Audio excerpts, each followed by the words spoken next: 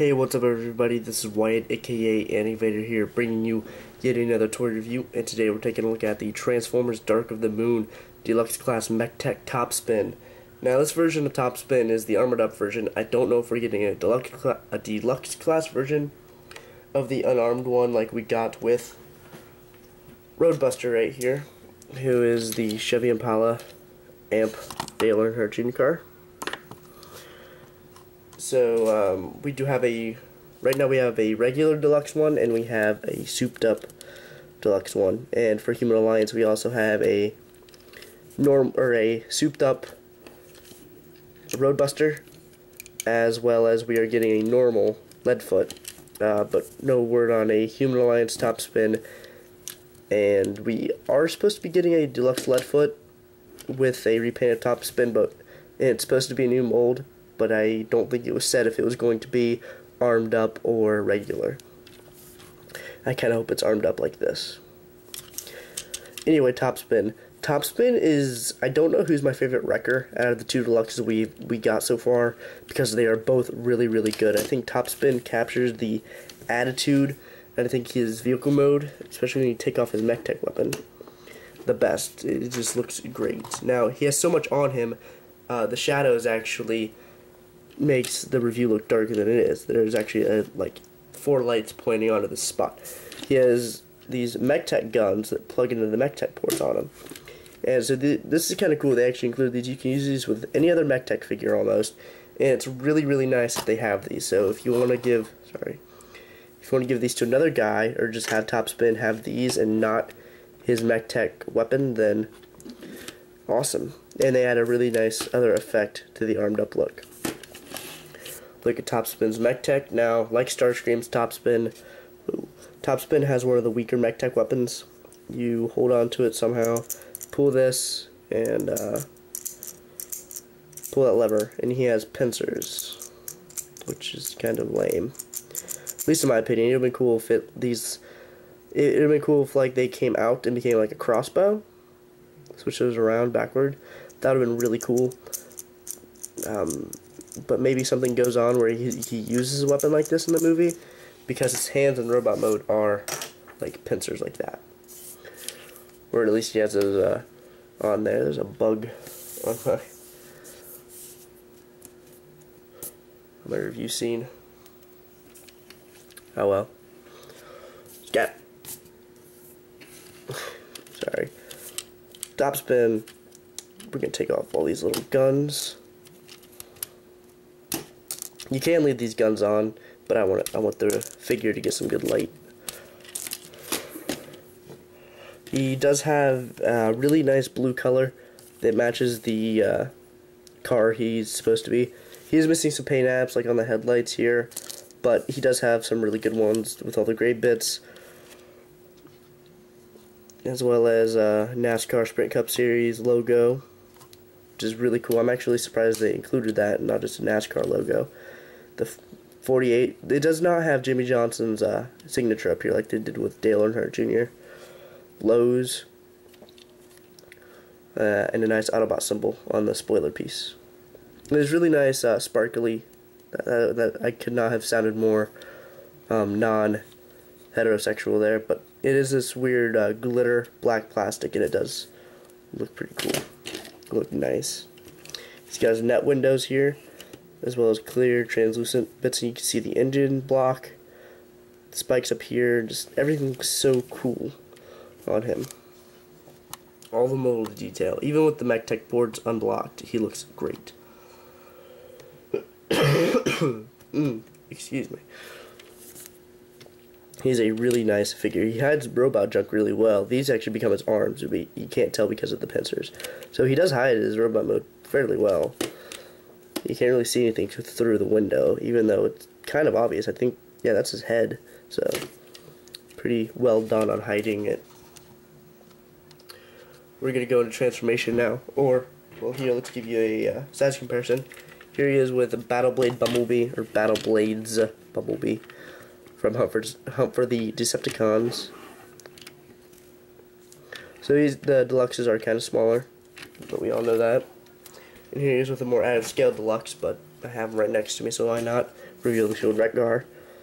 I love that look, it looks hilarious. That is awesome. Just for the hilarity. Sweet. So we're gonna transform him.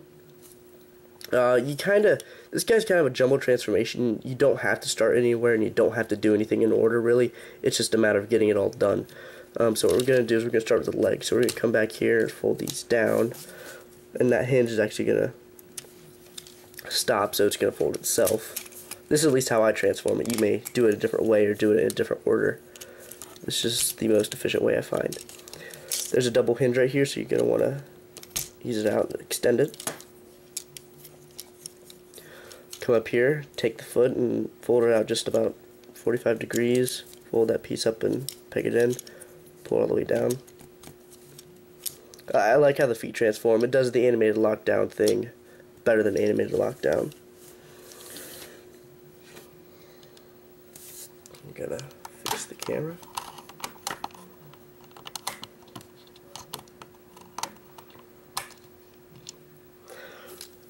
Come up here, take this piece, hinge it up, and just push the spoiler in, or not the spoiler, the grill, and rotate his waist 180.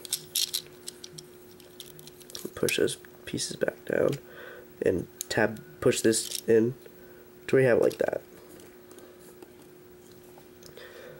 Now for the upper body, we're going to take his arms and rotate them out on their ball joints, push them back.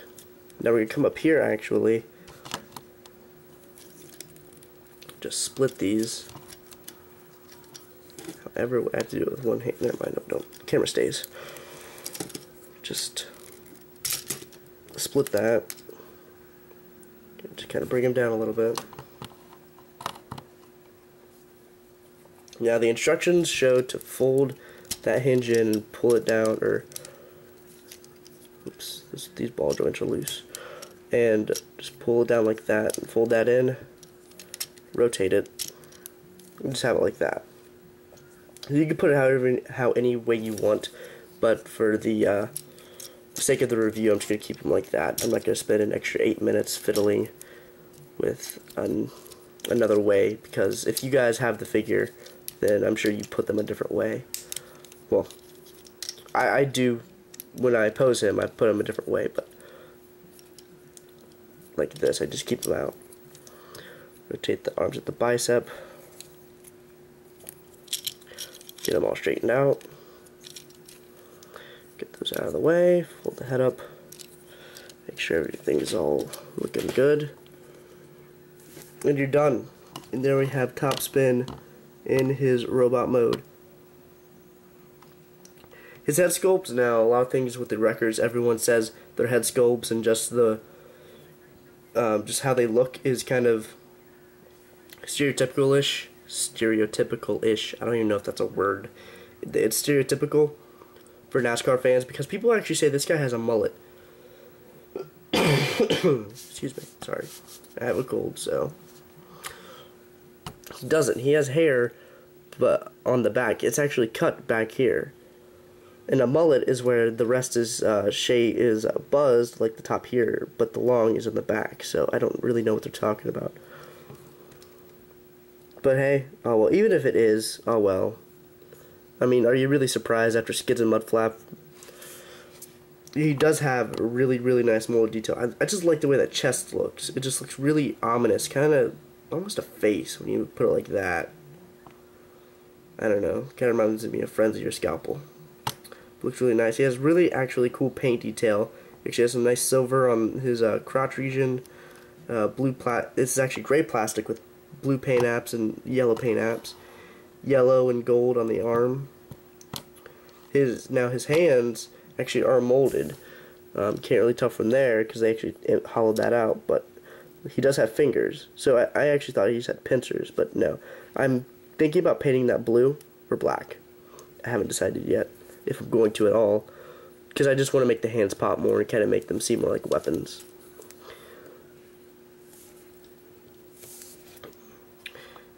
Going down, does have some really nice still molded detail with a little paint apps on his leg. So yeah, he does look really nice in robot mode. He's got the stacks on his shoulders, and I got him in kind of this come at me bro stance.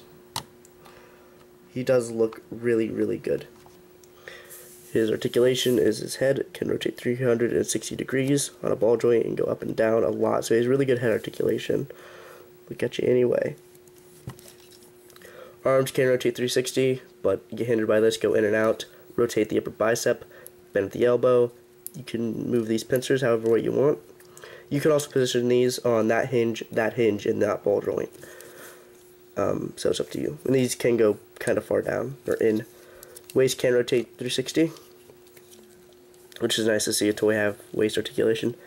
Hips go forward and back, in and out. Bend at the knee at 2 points. And foot can actually pivot and does a rotating thing, and it's actually on a ball joint, which is nice. So he is a figure you can get a lot more posability out of, because he's full of ball joints and just full of playability, and I like that. I'm actually going to give him a gun on his forearm. We're going to give him his mech tech on his other arm.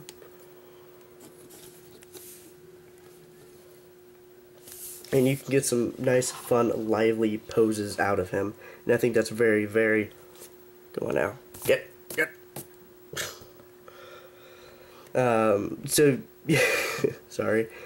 You can get some pretty neat poses out of him. I do like this toy. When I first opened him up out of the box, I was kind of disappointed, but I do like him a lot more now. Here he is with a Voyager Optimus Prime. So you can see he crouched. He kind of comes up to his chest. He comes up to about his shoulder normally, or a little bit lower. So he is decent size. I do really, really like this toy. I like him more and more each time I play with him, and I do recommend him if you're interested in the look of the Wreckers. I'm sure you'll like him too. I really like to thank you guys for watching. Please comment, and please rate, and please subscribe if you like the video. I'll be reviewing a lot more Dark of the Moon, and I plan to do a featurette sort of thing, or choice for Generations. So stay tuned for that, and thank you again for watching. I'll check you guys next time. Peace.